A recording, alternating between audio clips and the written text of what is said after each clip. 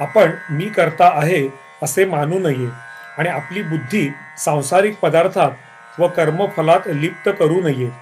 ज्ञाता अर्थात ज्याला जाणावयाचे तो, ज्ञान अर्थात ज्याच्याद्वारे जाणले जाते ते, व ज्ञेय अर्थात जाणली जाणारी वस्तू, या तिहींच्या संयोगाने कर्म करण्याची इच्छा उत्पन्न होते आणि कर्ता, करण व क्रिया या तिहींच्या संयोगाने कर्म घडते हे जाणावे. ज्या ज्ञानाने सर्व भूतांच्या ठिकाणी एक अविनाशी परमात्म भाव समभावाने पाहिले जाते ते ज्ञान सात्विक ज्ञान जाणावे. या उलट जे ज्ञान सर्वांच्या ठाई अनेक भाव जाणते ते राजस ज्ञान जाणावे. आणि जे ज्ञान शरीरात आसक्त असते, जे युक्तिहीन तत्वार्थ रहित व तुच्छ असते ते तामस ज्ञान जाणावे. जे कर्म कर्तव्य रूपाने कर्तेपणाचा अभिमान सोडून फलाशारहित व प्रीती द्वेष टाकून केले जाते ते सात्विक आहे असे जाणावे. जे कर्म कष्टाने, फलेच्छेने व अहंकार युक्त केले जाते ते राजस जाणावे. आणि जे कर्म परिणाम, हानी, हिंसा व सामर्थ्य यांचा विचार न करिता केवळ अज्ञानाने आरंभिले जाते ते तामस जाणावे. आसक्तिहीन, अहंकारयुक्त, शब्द न बोलणारा, धैर्यवान, उत्साही, कार्यसिद्धीत व असिद्धीत आनंद व सुख दुःख न मानणारा असा करता सात्विक जाणावा. आसक्तियुक्त, कर्मफलाची इच्छा धरणारा, लोभी, दुसऱ्यांना त्रास देणारा, अशुद्ध आचरण करणारा, आनंद व दुःख यांनी युक्त असलेला असा करता राजस समजावा. विक्षेपयुक्त चित्ताचा, अशिक्षित, घमेंडखोर, धूर्त, दुसऱ्याचा नाश करणारा, नेहमी दुःखात असणारा, आळशी, दीर्घसूत्री असा करता तामस समजावा.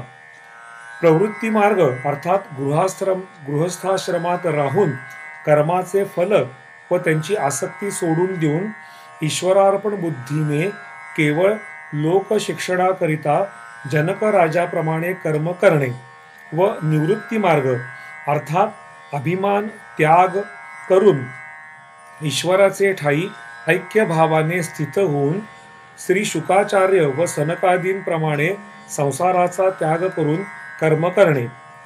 कर्तव्य, अकर्तव्य, भय, अभय, बंध आणि मोक्ष यांना जी बुद्धी तत्वतः जाणते ती सात्विक बुद्धी समजावी. ज्या बुद्धीद्वारे धर्म, अधर्म, कर्तव्य व अकर्तव्य यथार्थपणे जाणले जात नाही ती बुद्धी राजस समजावी. जी बुद्धी अधर्माला धर्म मानते आणि अर्थांना विपरीत मानते ती बुद्धी तामस समजावी. ध्यान योग द्वारा ज्या अव्यभिचारी अर्थात भगवंताशिवाय अन्य सांसारिक विषयांना धारण न करणे अशा धारणेने मन, प्राण व इंद्रिये यांच्या क्रिया धारण केल्या जातात ती धारणा सात्विक समजावी. फलेच्छा असणारा मनुष्य अति आसक्तीमुळे ज्या धारणेने धर्म, अर्थ व काम यांना धारण करतो ती धारणा राजस समजावी. दुष्ट बुद्धीचा मनुष्य ज्या धारणेने निद्रा, भय, चिंता, दुःख व उन्मत्तता यांना धारण करतो ती धारणा तामस समजावी. ज्या सुखात साधक भजन, ध्यान व सेवा यांच्या अभ्यासाने रमतो व दुःखाचा अंत पावतो ते सुख आरंभी विषासारखे वाटते पण परिणामी अमृततुल्य असते. जे भगवत विषयक बुद्धीच्या प्रसादाने उत्पन्न झालेले असते ते सुख सात्विक समजावे. जे सुख विषय व इंद्रियांच्या संयोगाने उत्पन्न होते, जे उपभोगताना अमृतासारखे गोड वाटते पण परिणामी विषसमान असते ते सुख राजस समजावे.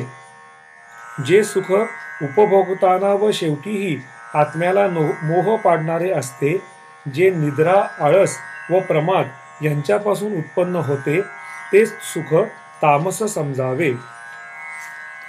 जो पुरुष शुद्ध बुद्धीने युक्त एकांतात व शुद्ध देशात राहणारा मिताहारी म्हणजे हलका व अल्प आहार घेणारा, काया वाचा व मन यांना जिंकून दृढ वैराग्य धारण करून नेहमी ध्यानयोगात मग्न राहणारा, सात्विक धारणेने अंतःकरणाला वश करून शब्दादी विषयांचा त्याग करून प्रीती द्वेषांना नष्ट करून अहंकार बल घमेंड काम क्रोध व संग्रह यांचा त्याग करतो, जो ममतारहित व शांत अंतःकरणाचा असतो, तो पुरुष परमात्म्यात ऐक्य पावण्याला योग्य होतो हे जाणावे. जो प्रसन्न चित्ताचा पुरुष कशाचाही शोक करत नाही, कसलीही आकांक्षा करीत नाही, ज्याचा सर्व भूतांच्या ठाई समभाव झालेला असतो, तो पुरुष ईश्वराच्या परमभक्तीला पावतो आणि ईश्वराला तत्वतः उत्तम प्रकारे जाणतो व त्या ठिकाणीच प्रवेश करतो हे जाणावे. ईश्वर परायण होऊन निष्काम कर्मयोगी सर्व कर्मे करीत राहून ईश्वराच्या कृपेने सनातन अविनाशी असे परमपद प्राप्त करून घेतो हे जाणावे. म्हणून आपण सर्व कर्मांना मनाने ईश्वराच्या ठाई अर्पण करून ईश्वर परायण होऊन समत्व बुद्धिरूप निष्काम कर्मयोगाचा अवलंब करून निरंतर चित्ताने ईश्वराशी युक्त व्हावे. हे केल्याने आपण जन्ममृत्यूच्या चक्रातून मुक्त होऊ शकतो. ईश्वर हा सर्व प्राण्यांच्या हृदयात राहतो आणि शरीररूपी यंत्रांवर आरूढ झालेल्या सर्वांना आपल्या योग मायेने भ्रमण करवितो. थोडक्यात आपण सर्व कळसूत्री भावल्या असून आपल्या दोऱ्या त्या परमेश्वराच्या हातात आहेत हे जाणावे. म्हणून त्या परमेश्वरालाच अनन्य भावाने शरण जावे आणि त्याच्या कृपेनेच परमशांती सनातन परमधाम मिळवावे. या गुह्यातील परमगुह्य व रहस्यमय ज्ञानाचा संपूर्णतः चांगला विचार करून मग आपल्याला जसे आवडेल तसे योग्य वाटेल ते करावे. भगवंतांनी ही संपूर्ण गीता सांगितल्यावर आपल्याला कर्म स्वातंत्र्य दिले आहे. त्यामुळे या पुस्तकात दिलेल्या करा व करू नका या मुद्द्यांवर आपण विचार करावा व जर मनाला पटले तर त्याप्रमाणे आचरण करावे. हे गीतेचे रहस्य कधीही तपोहीन व भक्तिहीन पुरुषाला सांगू नये.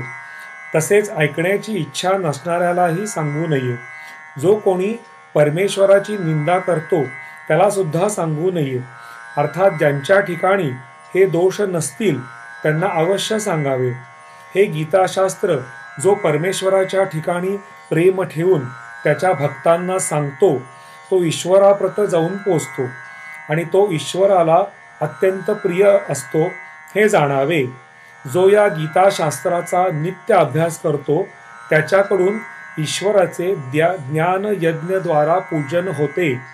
तसेच जो या शास्त्राचे मन लावून श्रवण करतो तो सुद्धा पापमुक्त होऊन पुण्यकर्मे करणाऱ्यांच्या श्रेष्ठ लोकाला प्राप्त होतो. यत्र योगेश्वर कृष्णो यत्र पार्थो धनुर्धर तत्र श्रीर्विजयो भूतिर्ध्रुवा नीतिर्मतिर्मम.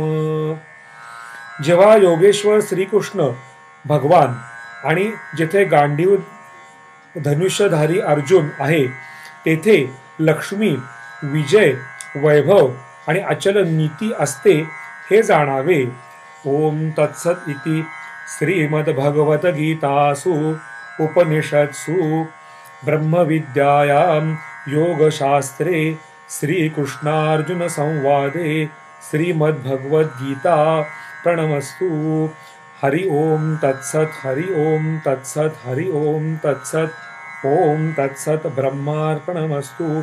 योगेश्वर श्रीकृष्ण महाराज की जय. प्रभो.